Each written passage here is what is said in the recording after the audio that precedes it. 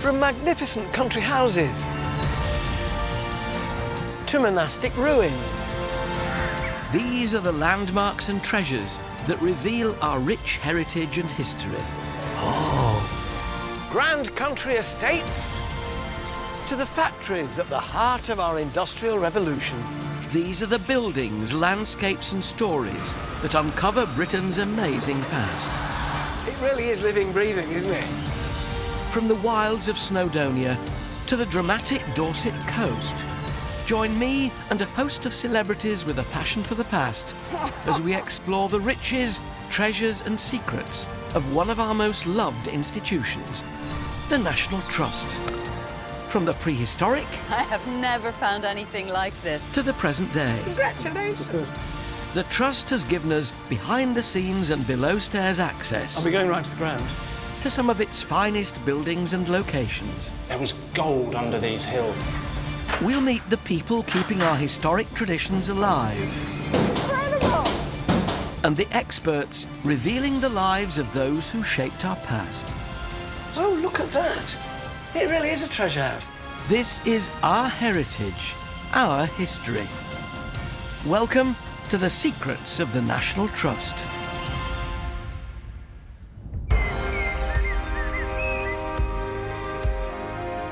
Today we're taking you inside an enormous house that was inherited by a 5-year-old boy.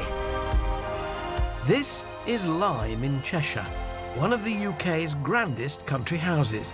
An estate probably best known to TV audiences worldwide as the backdrop to a wet shirt-clad Mr. Darcy wading from Lyme's Lake in Pride and Prejudice. Mr. Darcy? But we're going to tell you a different story. How one boy, Thomas Legh, went from being the illegitimate son of a maid to Lord of the Manor. I'm also getting the chance to get my hands dirty. Whoa, that's a lot of muck, isn't it? With some of the conservation work that helps keep this stately pile ticking over. So half a dozen of these clocks and you're ready for a cup of coffee, aren't you, really? Also tonight, Lady Carnarvon, owner of Highclere Castle, known to millions as Downton Abbey, discovers how a devastating fire wreaked havoc at one of our grandest houses. Good decisions you've got to make. We've got lots of decisions to make. If I take some of this now on a brush. Oz Clarke swaps wine glass for painted glass I can see it taking life. as he tackles the restoration of a rare window. It's so delicate. I feel the merest tremor in your hand and it's going to crack. So we're just swishing it around in the water. And historian Dan Jones braves the elements as he hunts for Welsh treasure. And that is quite a big chunk of gold.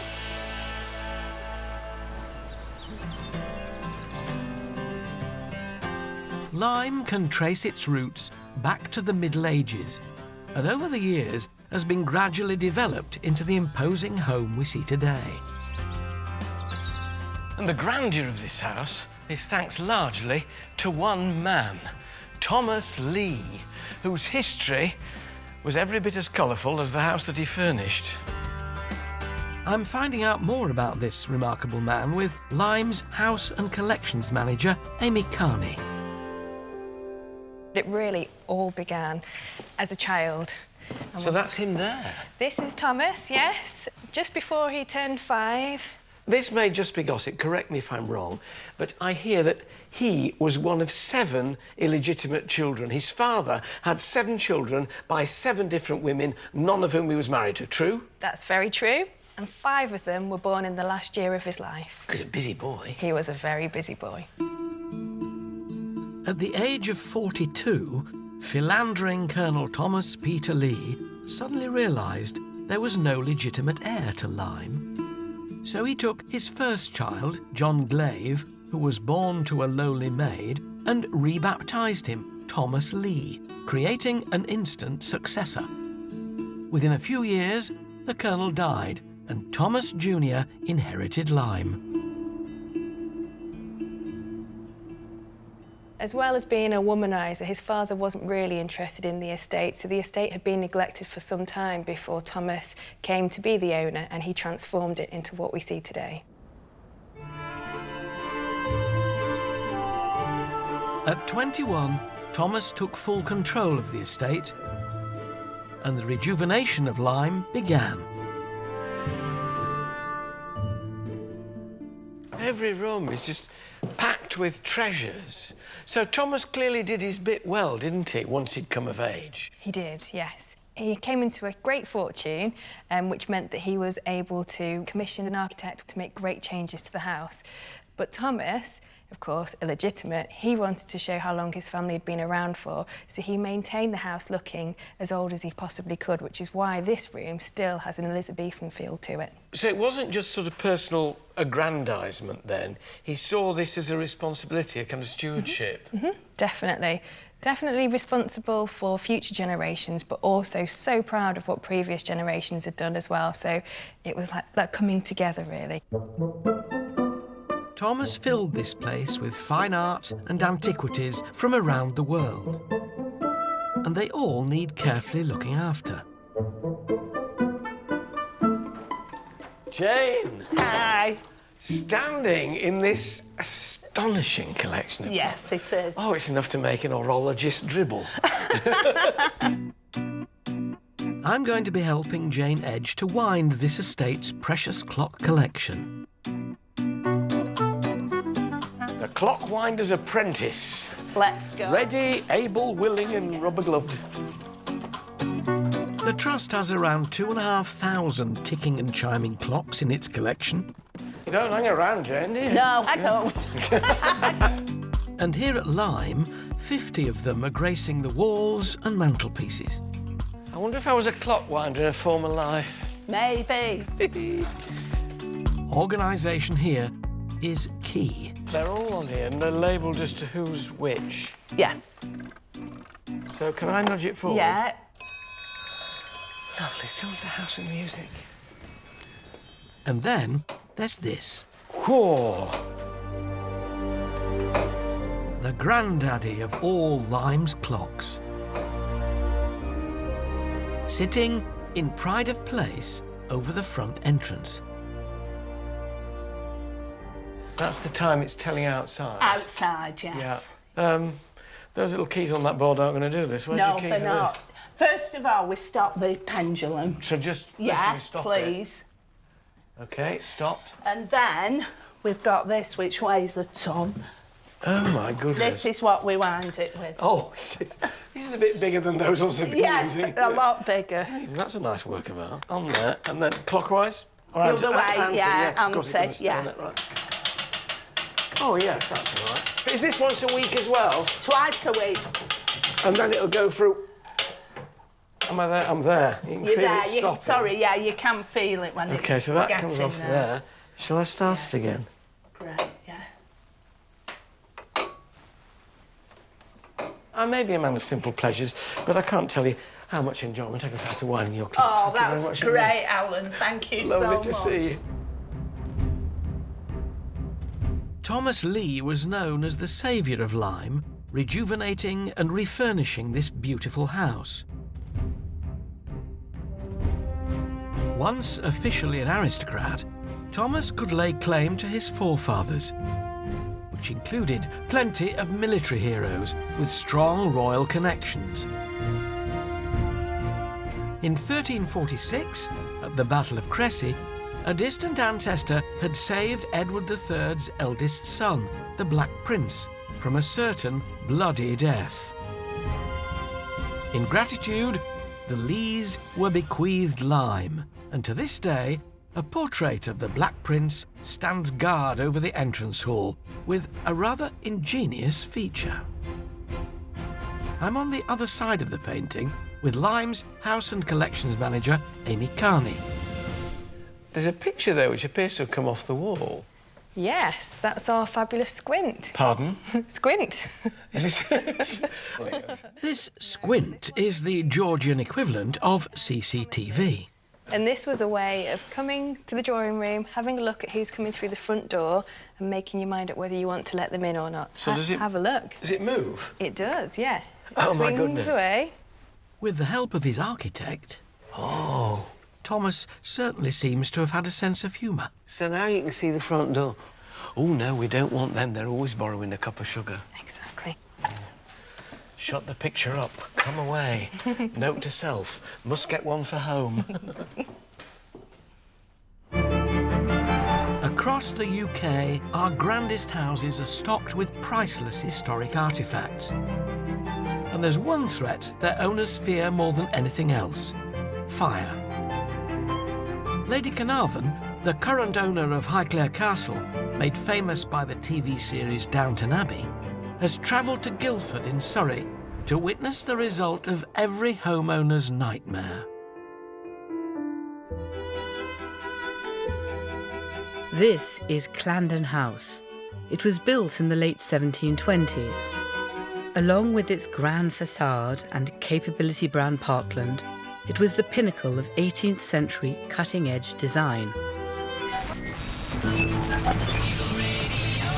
Fire has broken out in Surrey this evening, this time at Clandon Park House. Huge plumes of smoke are engulfing the National Trust property. The inferno raged all night, with fire crews only finally extinguishing the flames in the early hours of the morning.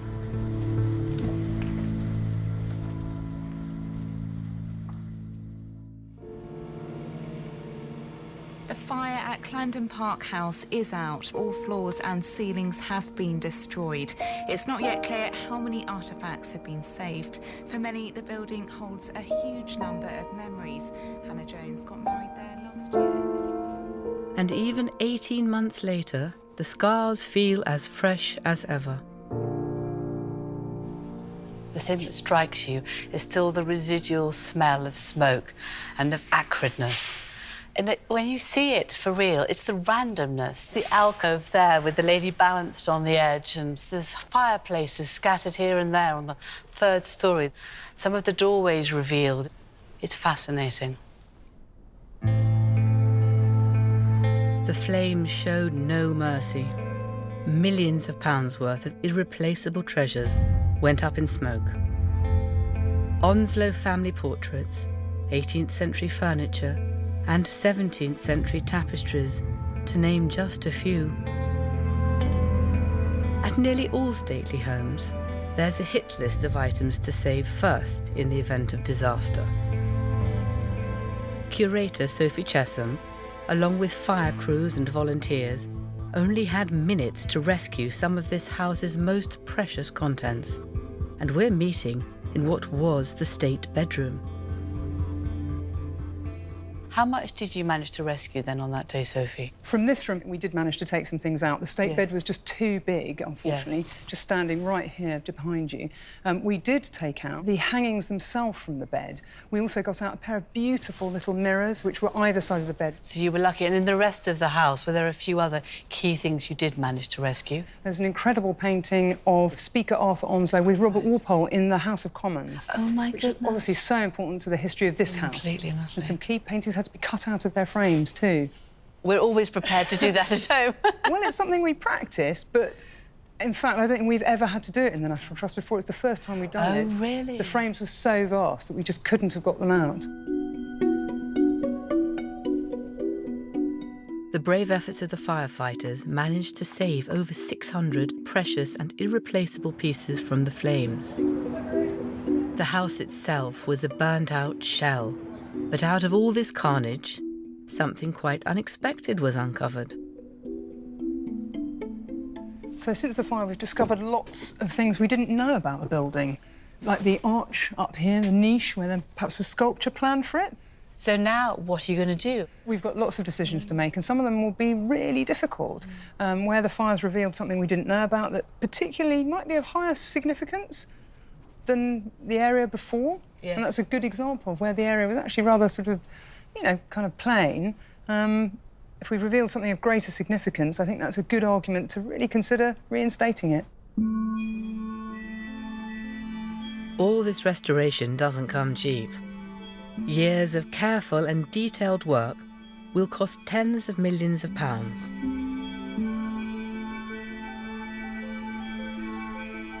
The Trust is planning to restore the entire ground floor, where the most significant rooms were located. None of this work, though, is happening behind closed doors. We really wanted to allow visitors in as quickly as we could. So our structural engineers built this safe but rugged walkway for people to come in so they can really experience the house. We want people to feel that they have followed us on the journey. They've seen the project evolve, they've shared our challenges and our solutions, hopefully, and they can really take part. This has been an extraordinary experience. It is building a home entirely hollowed out by fire. But I'm sure Clarendon will rise once again. The detailed and careful restoration work here will honour this great house's past, and it will build a new legacy for its future. Here's to the next 400 years.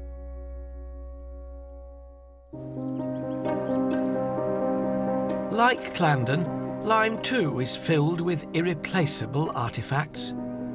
There's been an estate here for more than 5 centuries, and within it is one of the most precious items owned by the National Trust, a book that's even older than this house.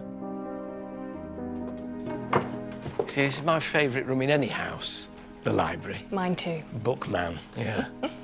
I'm a lover of old books, so being here in the library with collections manager Amy Carney, meeting Lyme's most treasured family heirloom is a real thrill. And here, what's this? This is actually the most important printed book in the National Trust's vast collection, so really important book. Anywhere in Britain? Exactly. Can I open it? Please do. Heavens above. It's printed by William Caxton, the famous British printer. His initials are at the back. So this is his symbol? The WC for William Caxton. There we are. William Caxton was a true pioneer, responsible for bringing the first printing press to Britain. His books were immensely valuable, as this was cutting-edge technology in the 15th century. And wonderful contemporary writing on their handwriting. Yes, well, that's a clue to the family's religious beliefs. The 16th century saw the start of the English Reformation. Henry VIII broke away from Rome and made himself head of the church. Catholic prayer books like this one could be kept, but he had strict conditions. Any reference to the Pope must be crossed out. He didn't want people to be praying to the Pope. He was the head of the church now. So are they crossed out in here? They are crossed out. Very faintly, though. You can still see what's behind there. And Thomas Becket was a martyr, so his prayer had to be destroyed, which it was, but the family then transcribed it faithfully on the back page. So this is Thomas Becket's prayer written out in longhand? Exactly. Hugely valuable. Extraordinarily rare. Priceless, yeah. Incredibly rare. And this has been in the family all that time? We know it's been in the family since at least 1508, and we don't think it's a leap of faith to think it's been here since 1487. So it's older than this house, but we know it's been on the estate and part of the Lyme estate for that length of time. And these wonderful hand-coloured illustrations of wonderful. Christ on the cross and God on his throne, presumably. Yeah. You have no idea what a thrill this is. Thank you very much. Thank you.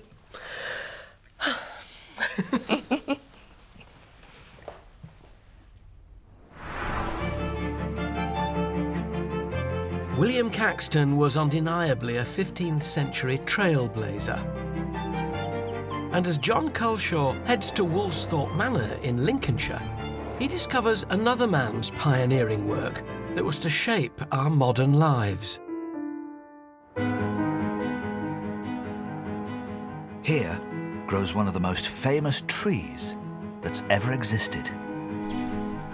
And it's in a memoir published in 1752 that we find out why. We went into the garden and drank tea under the shade of some apple trees. He told me he was just in the same situation when the notion of gravitation came into his mind. Why should that apple always descend perpendicularly to the ground, thought he to himself. Why should it not go sideways or upwards, but constantly to the Earth's centre? These words, written by a friend, give us an insight into one of the world's greatest minds, that of Sir Isaac Newton. It's here that he developed his theory of gravity after watching an apple fall from a tree. This is Woolsthorpe Manor, home of Sir Isaac Newton, and he was born here on Christmas Day in the year 1642. And over there is the tree, Isaac Newton's apple tree, and we can consider that the spark of our knowledge of the clockwork of the universe hangs upon it like the star on top of a Christmas tree. Legend has it that in 1666, a young Isaac Newton saw an apple fall to the ground from this very tree, inspiring him to develop his theory of gravity. But it doesn't take a mathematical genius to work out that for the story to be true, this tree would have to be over 3.5 centuries old. I'm meeting biologist Stephen Shepherd to get to the core of what has become one of science's most contentious stories. So can this really be the tree? This is an event that happened over 350 years ago. In the winter of 1815, 1816, there's a great storm and the tree blows down. Much of it's cut away, but the fallen trunk is left lying where it is. By leaving the trunk on the ground, it managed to reroot itself and grow again. There's a very important sketch done which shows the tree relative to the manor house in exactly the position that the tree is today. Another reason why I think it's the tree, the way it's grown back in that sturdy, strong S shape, much less likely to blow down again. That's the tree of a genius, adapting itself. It's the tree to me, the tree of gravity. But really, this isn't a story about a tree. It's about one of the most significant scientific formulas ever written. 6 letters, 3 numbers, and the key to a universe of understanding. Because without it, we might never have begun our journey into space. And more importantly, I might never have discovered my love of astronomy. Today, using cuttings from this humble tree in Lincolnshire, some of the world's most prominent academic institutes have grown their own clones, looking to inspire the young minds of tomorrow. So you see, there's no way that I could leave without taking my own inspirational souvenir. Go for any of those easy ones up there. Thankfully, the gravity's still working.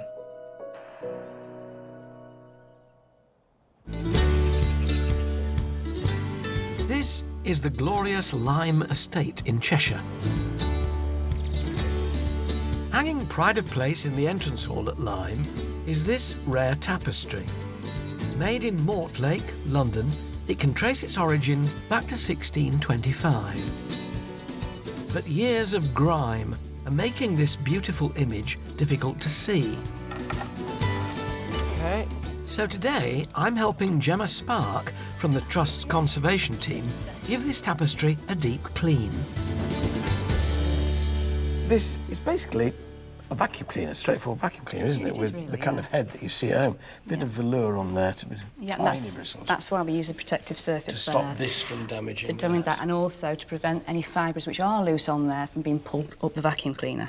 I'll place that muslin over the top of there, then. To check how much dirt's removed, a small piece of muslin is fitted to the hose. So that round there, you're going to hold it. It's really rather... Yeah, it is a bit rather awkward. nerve-wracking. No, it's not awkward, it's just Fine. nerve-wracking. OK, here we go.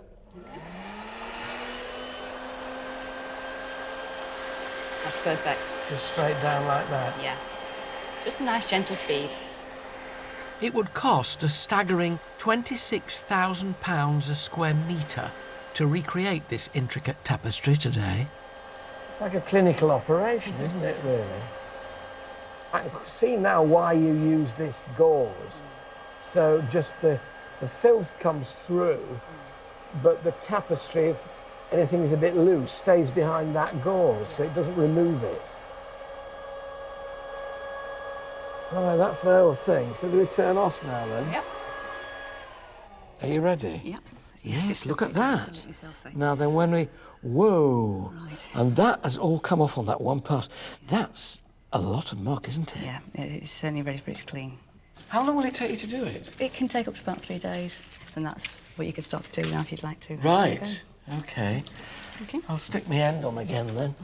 3 days, you reckon? Yep. I may be gone some time.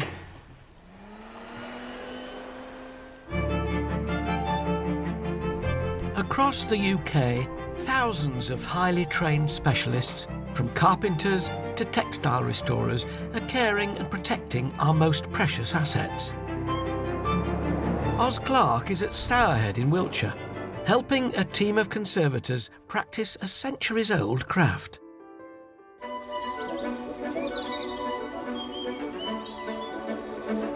After the gardens at Stourhead were planted in the 18th century, they were described as a living work of art. The Hall family, who owned this place, certainly had impeccable taste, and not just in the gardens. During the 18th century, for the owners of many grand country houses, an ornate picture window was a must-have feature to show off to your guests. And at Stourhead, the family added this. This beautiful lunette window depicts one of the most famous frescoes of the Italian Renaissance, Raphael's School of Athens. Painted by Francis Edgington in the 19th century, it depicts the greatest thinkers of the classical world. But this vibrant, illuminated scene is not what it seems. If you take a closer look at this glass, you'll see it's not a stained glass window. It's been painted. Stained glass windows are made up with individual pieces of coloured glass held in a lead frame. But this lunette has had the paint applied directly onto the glass. This technique was groundbreaking, but sadly, the ravages of time have taken their toll. Some of the panes have cracked, and parts of the image have become discoloured. Steve Clare is a painted glass conservation expert, and it's his job to repair the spoiled paint. You've got here typical glass paint. Back at Steve's workshop, the process of finding the perfect colour match begins. OK, so you mix it into a paste. Tell me what those two colourings were made up of. Well, it's just mixtures of different metallic oxides. You know, cobalt for blue and copper for different reds and iron for pinks. But there's a snag. No one knows the exact paint recipes Edgington used to create the myriad of colours in his masterpiece. So now we're going to mould this. So, using a panel from the lunette window as a reference, Steve mixes different pigments with oil until he finds that perfect match. See if I take some of this now on a brush and apply it onto the glass. Yeah. If you've got a different texture on the back. And the secret behind the wonderful look of Edgington's panels was achieved by painting both sides of the pane. I can see it taking life. Yeah. Because it's more like human skin or something. Yeah, and that's what was really clever about this technique that Edgington developed. Do you want to have a go at this? Yes, please. Just paint it on adjacent to there. Yeah, that's good. Bit more of it. And then if we can get the sponge, you've got a flat edge on the sponge, obviously, so you can work it up to the edge. That's it. Yeah. That's excellent. Similar to the technique used in glazing pottery, the panel is fired in a kiln. The heating fuses the paint onto the glass, but this process changes the original colour. We'll have a look what the results are like. So Steve won't know if it's a match until the firing is complete. Let's put the original piece in next to it and see how it compares.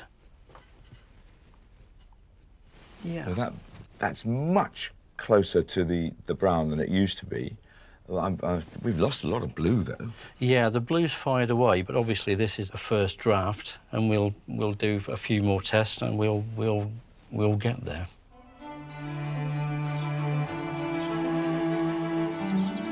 Once the colours are right, the next challenge is fitting these delicate panels into the window at Stourhead.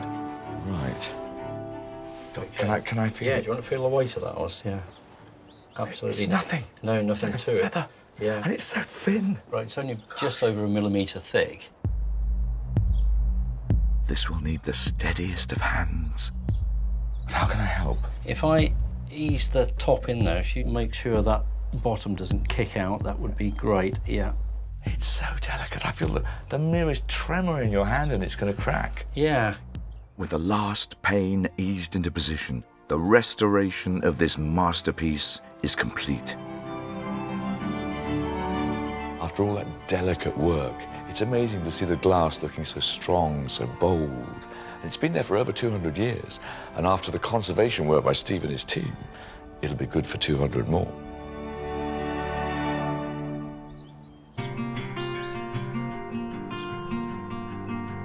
During the 19th century, displaying exotic fruits on the dining table was considered the ultimate status symbol. So to grow them, Thomas built this, one of the UK's highest orangeries. Oh, always nice to find a greenhouse. Alan, pleased to meet you. Welcome to But things didn't go quite to plan, as Lyme's head gardener Gary Rainford explains. It's quite breezy out there. This must be very exposed as a garden, isn't it? We're at 850 feet, second highest garden in the National Trust. So, yeah, it can be very, very breezy, very, very cold. It also must mean that the season is that much later here.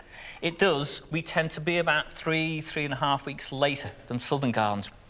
Now, it's called an orangery, but I can't see an orange tree anywhere. Absolutely. Thomas Lee originally wanted to build an orangery. This was about showing off, but they wanted to have something that nobody else had. And citrus fruits were an important part of that. Unfortunately, later on in the year, because we're at 850 feet, the sun goes down quite quickly, citrus fruits just never really took it. So anything that did come through just rots on the plant. It was a dream, an aspiration he had, it was just never fulfilled. But it's a very nice conservatory instead. The orangery may not have lived up to expectations, but the rest of the garden blooms gloriously. And this formal sunken Italian garden adds grace and splendour to the western side of the house. Lyme may consider its beautiful gardens a priceless compliment to the house, but there are other estates that have something even more valuable in their backyard. Historian Dan Jones is at the Dolai estate in South Wales, where it's gold rather than shrubs that can be unearthed.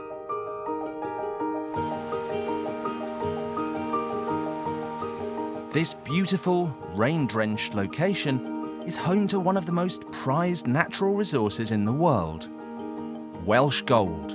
It's been mined here since the Roman occupation. Worth 3 times the value of other golds, only the privileged few can afford it. Generations of royals have all worn pure Welsh gold wedding rings. So why is it so special? Mind yourself, it's a bit slippery. Archaeologist Claudine Gerard has been uncovering Dolai extraordinary mining history. We've got some wicker baskets. High tech. Oh, yeah, very high tech. And some of this wonderful sheep's fleece. And today we're going to try our luck with a bit of gold panning, Roman style. I'm going to give this to you because you're the expert. So Thank you very much. what are we going to do? So squat down with me, down, come on. And we're going to essentially take our wicker basket and our sheep's fleece and dip it in the water. Okay. Get it all nice and wet. And then you are going to scoop up a load of rocks for me, and we're going to start swishing it all round in this pan.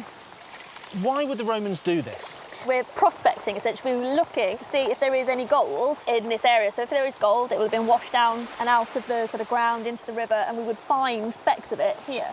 So this is like your first test if this is an area where you're going to find gold. Yeah. So we're just swishing it around in the water, acting like a sieve, and then what we're going to do is we're going to take it out, we're going to shake out all of the big particles, and hopefully any gold that's in there will be caught in the fleece. What am I looking for? So really, you're just looking for maybe something that's shining, maybe something, what about... Oh, that looks good. What's that there? That looks good. And that is actually, we'll wash it out, quite a big chunk of gold. I think it's gold. Well, Dan, sadly, I don't think it is gold. I think that's fool's gold. And what does that make me? Fool's gold glistens like the real stuff, but is actually no more than a type of iron and is practically worthless. But it often forms in the same place as gold. So finding it here is a good sign. And so it could be that that would be an indication that this is the place to dig your mine to get the real stuff out of the ground. Yeah, absolutely. OK, so there's reason for hope. Yes, definitely. That's all I need. Thank you very much. Wow, I feel kind of lucky. With fool's gold in the area, the Romans went on the hunt for the genuine article. In 74 AD, they began digging this, the Dolly mine. Hundreds of metres of tunnels cut back into the shale. Today, this mine gives us a glimpse of Roman gold mining methods. Emir Thomas has been researching the mines and is my guide as we head deep underground.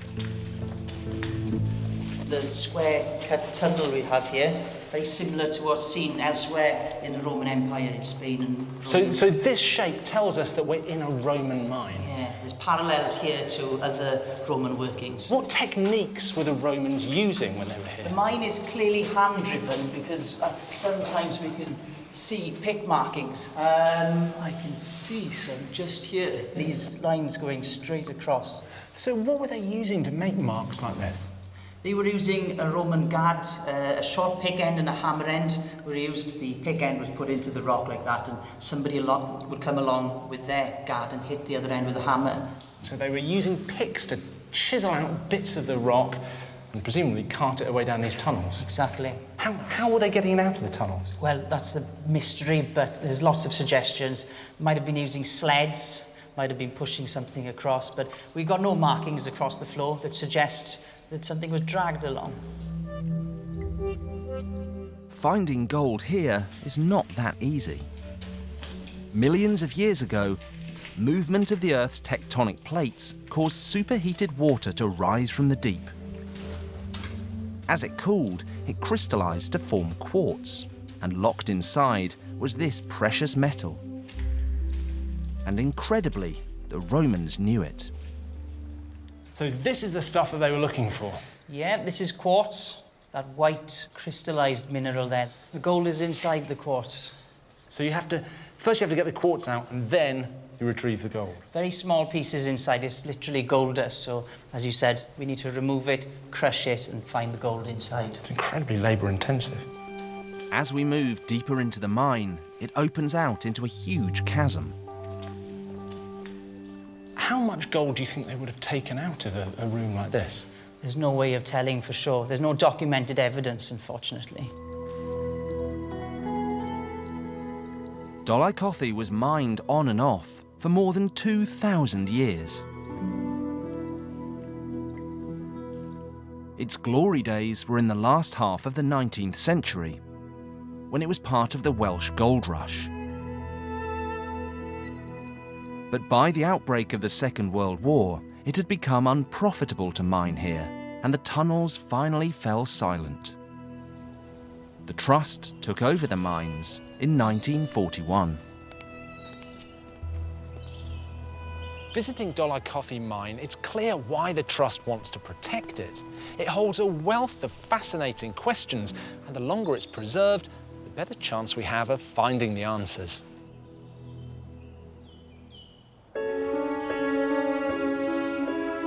In a way, Thomas Legh had protected Lyme too, pulling it back from the brink, restoring this glorious estate to reflect his family's long and distinguished past.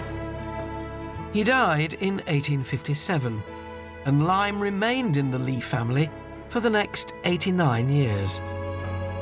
But falling income from business interests meant 550 years of Leigh tenure came to an end in 1946, with the National Trust taking over the running of the estate.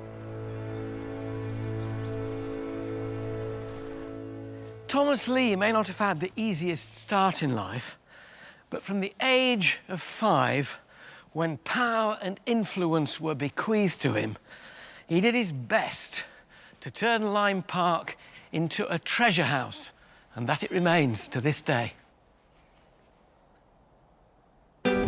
Next time, we're taking you inside the largest monastic ruin in Britain. It's atmospheric now, but then it must have been powerful. The magnificent Fountains Abbey, to reveal its hidden secrets. This whole area is a graveyard. Annika Rice feels the full force of traditional spade making. Amazing! And Miriam O'Reilly meets one of the rarest animals in Europe. Good night.